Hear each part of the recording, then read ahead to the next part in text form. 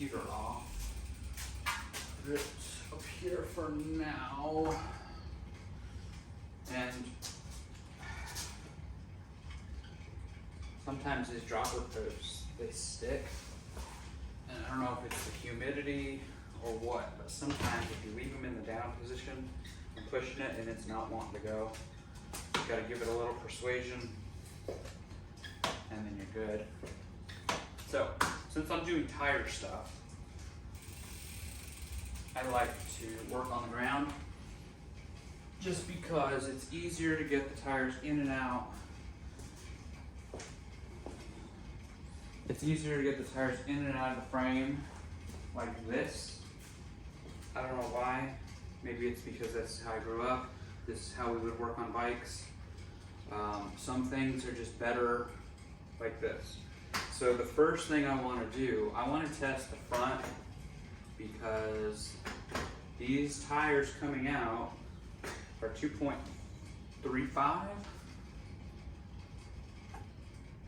Yeah, 2.35. And the ones I'm putting in are 2.6. Now, the tire width is going to vary a little bit based on the tire type, brand, and the rims that you're mounting it to. Sometimes a thinner rim like these will yield a thinner overall tire once it's on there, whereas a wider profile rim like the ones in the Roscoe are going to expand that out just a little bit. I'm going to first take out the valve stem with this little tool, the valve stem plug core remover. And you probably can't do it on these. Doesn't look like it. Just kidding, I'm not gonna do that because I can't. So these, some tubes have a removable valve core. I'm gonna have to do it this way. We'll save the tool for later because we will need it. I'm just gonna start by removing the old, and we're gonna test the front, like I said, because I don't want to get through the whole process doing the back and then finding that it's not gonna fit in the front. I like to remove these, get your little tire thing over it, and then pull it, and you're good to go. So you can save these two just in case if you ever go back to tubes and you want to have a little bit of extra protection for whatever reason. You can lay this back over top of your tape. And what we'll want to find out is what's the rim width on that inside, and that's going to determine or help us determine what kind of tape to use. About 25 or so. I have tape and we can test a couple pieces. I'm going to turn this off. I believe this is 25 millimeters as long as I put the right tape back in the right box. Now, I don't know if I have enough on there. It looks like I have quite a bit, but I always end up with not enough. So we might do one with this, see how it works. Kind of line it up, and that's going to fit in there real nice. This has also got a bit of meat on it. This one is 28.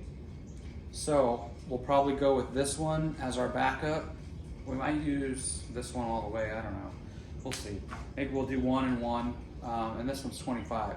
We'll use this one to start just because I like it because it's pink.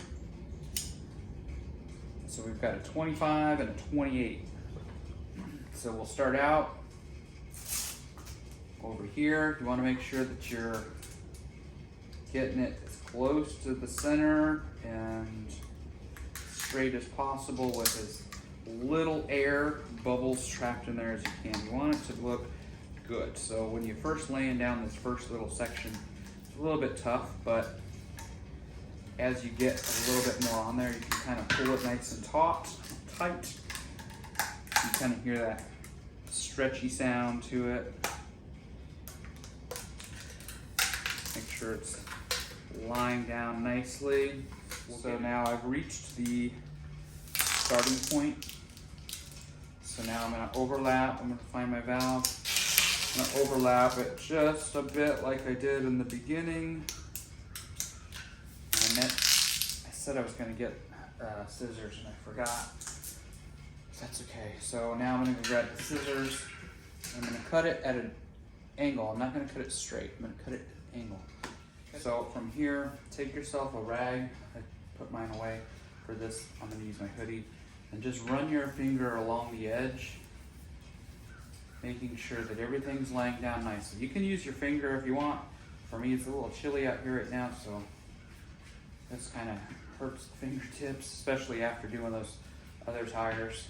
My fingers are a little bit sore, so a nice rag or your shirt sleeve like this will help you. Just want to make sure everything's sitting down nice and flat. You don't want any pieces that are sticking up, because anything that's sticking up, eventually your sealant is going to penetrate that. It's going to loosen the glue. It's going to get underneath, and you're going to start to have leaks. So from here, you're going to want something to poke a hole through your valve hole. Find it. I usually just use an awl.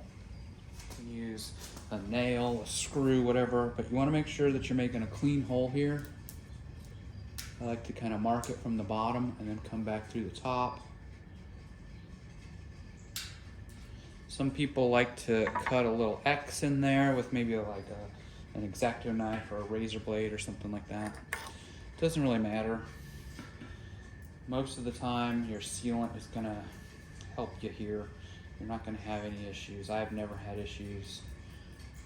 So now I'm gonna take my new valve and I'm just gonna poke it through that hole that I made. Try to keep it clean.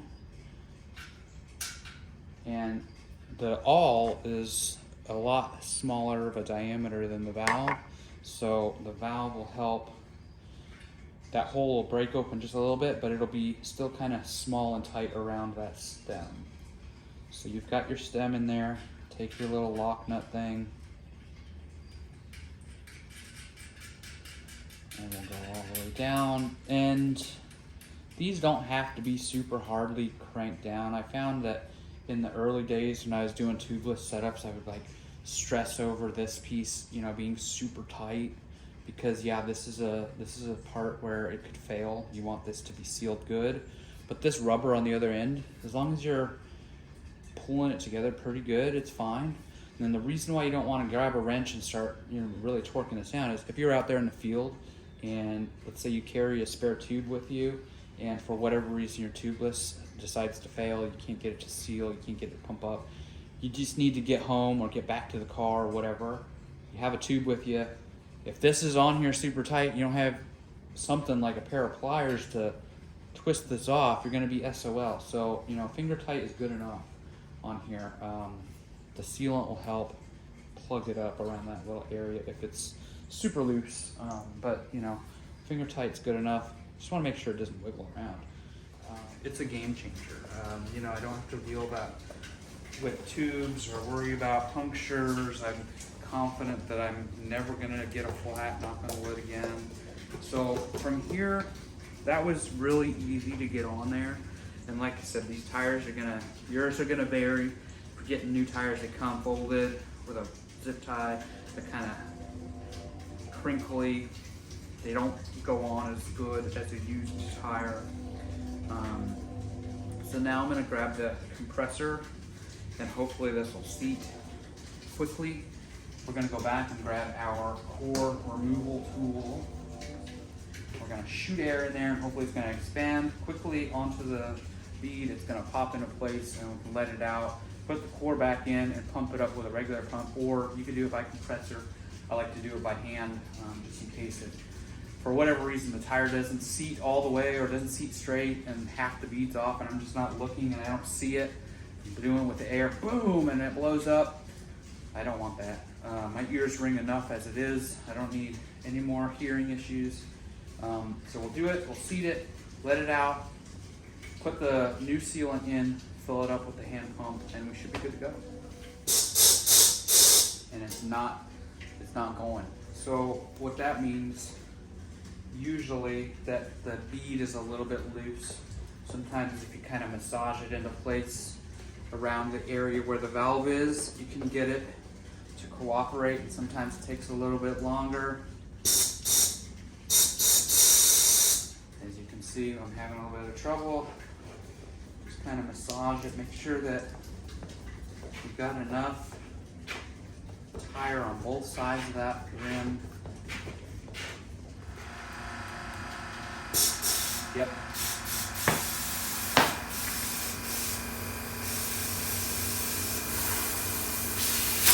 And sometimes the pop-ons are really aggressive. I'm gonna let the hose go. Sometimes the pop-ons are really aggressive, sometimes they're not. But if you look around, you can kind of see this little line around the tire. There's usually one on every tire. And if that's all evenly spaced around the outside of the rim, then you're probably in okay shape. I'm gonna go ahead and let this out. And what we've done is the tire is now seated on that bead. And what we should be able to do from here, dump in our sealant, fill it up with, put the core back in, and fill it up with air, shake it around, and it should be good to go. I guess. There's already some of the muck-off stuff in there.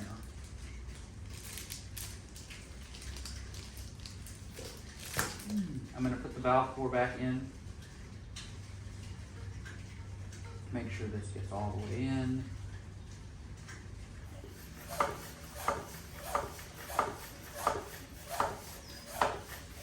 at about 35 there. Take this out. And then from here, you want to kind of shake it around, especially for a new seal. For my case, these were already had some sealant in them, that residual old sealant that was in there. So I think it's probably gonna be fine. And then we're gonna fit it on the bike and pray that it fits in this floor, which I think it will.